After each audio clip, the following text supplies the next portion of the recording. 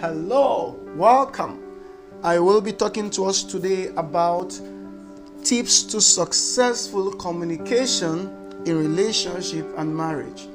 Tips to successful communication and in relationship and marriage. Now, communication is the juice and the spice of relationship because communication enhances intimacy.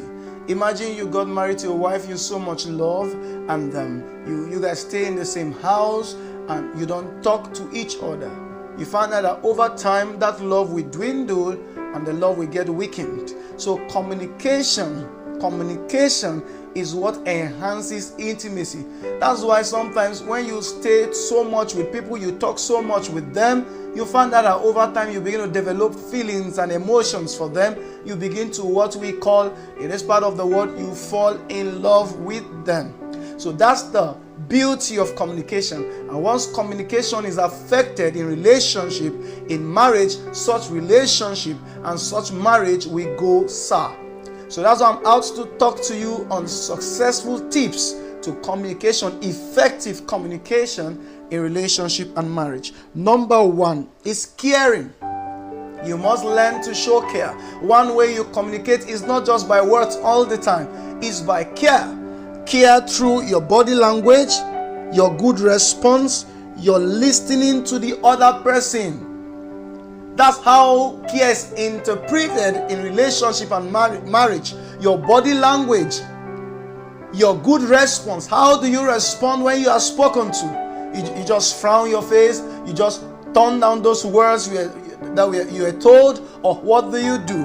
How do you give a listening ear to where the other person is talking? That's what shows your care, and that's one way you effectively communicate in relationship and in marriage. So the question there is, do you really care?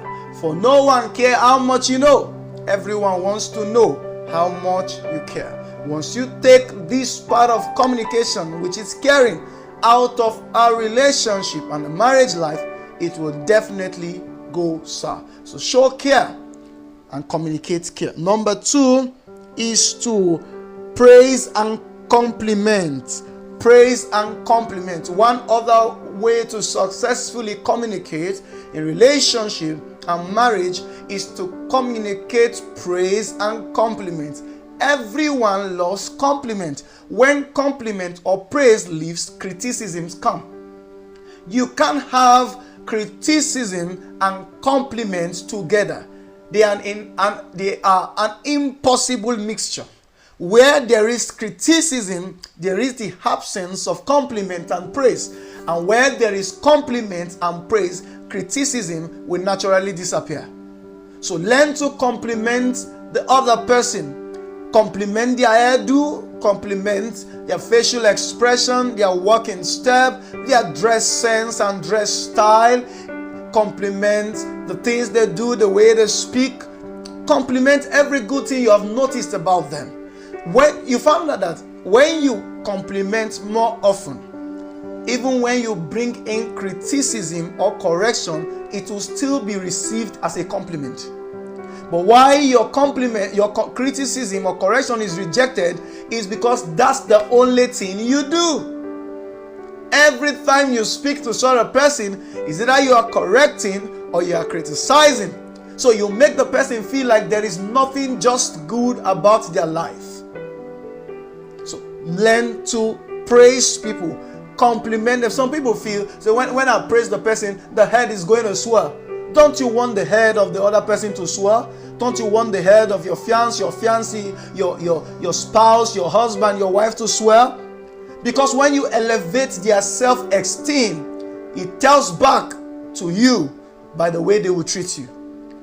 When you make them feel stupid, they will go all the lengths to make you feel stupid. So do all you can to communicate praise and communicate compliments. Number three is that you speak the truth in love. Just like I said, even when you want to tell the truth, don't say I'm a blunt person, I say the truth the way it is. Say it with love. Don't just say it in a bid to cause pain to the heart of someone else. No one is rewarded for causing others pain. And when you cause people pain, they will never forget that about your life. So do all you can to speak the truth in love. Bring forth correction in love. Baby, I just saw that the dishes is not washed. I'll be happy if you quickly wash that. Not that the next thing they hear is that, are you stupid? Don't you know it is wrong to keep dishes by this time? You don't do this. Don't make people feel that way. You can still correct anyone, but do so in love. That's why your correction is not accepted, because you are doing so in anger. And anything done in anger does not produce good fruit. Anything done in anger does not produce good fruit. But anything done in love, we receive a good response. So learn to speak the truth in love. Number 4, communicate gifts and pleasantries. Once in a while, buy things for them. You are a man, know the size of your wife's shoe. You go to market, you buy a shoe for her. You see nice clothes, you buy for her. You are a lady, you do the same for your man. You once in a while buy him some shirt, buy him a good wristwatch, buy him a pickup, buy him some good shoes, some palm sandals, and some good tops, and the rest of them. Learn to communicate gifts and pleasantries. Every relationship that all there is just criticism and correction, and there's no communication of gift and pleasantries, will definitely go sour. It might take long, but it will always turn that way. Learn to communicate. Once in a while, the person's birthday, get them something. Buy them a gift. Buy them a gift. Not that you just stay with someone for years and just assume they are fine. Give them, dash them something once in a while. It's a successful way of communicating in relationship and in marriage. Number 5, always pray for your loved ones. Pray for them. Commit them in prayers. Talk to God about them. That God should bless them. God should help them to have a good heart. God should work upon their mind, heal them of every emotional trauma. Because once they are not fine, it will tell on you. It's called transferred aggression. Once your man is not in good condition, it will affect you as a woman. Once your wife is not in good condition, there will be too much salt in your soup because of the trauma she's going through. So you must learn to, once in a while, pray for your loved ones. Pray for your wife. Pray for your husband. Pray for your fiancé. Pray for your fiancée. And finally, schedule your communication to certain people. Schedule your communication to certain people. Because sometimes it's not as if we don't know these things, but we tend to forget. Because this is a jet age and we are extremely busy. Everybody's busy doing one thing. That's why when the woman is complaining, you don't show me love, you don't show me affection, the man will reply, do you know how busy I am? And when the man is saying, you don't care for me, the woman too is saying, do you want to save the whole one and not save me? So the best way to tackle these issues in marriage or relationship is to schedule that.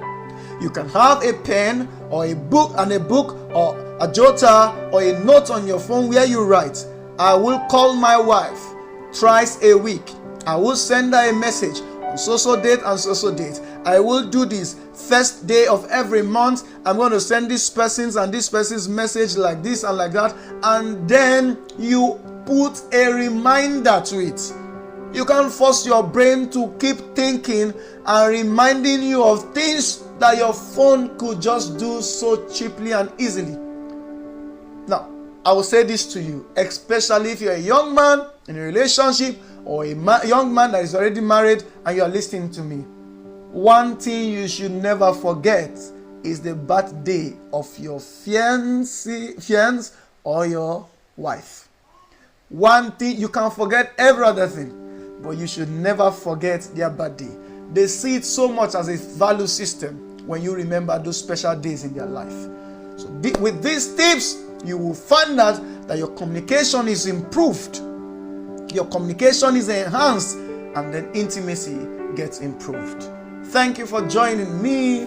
I love you so much. See you some other time. Thank you.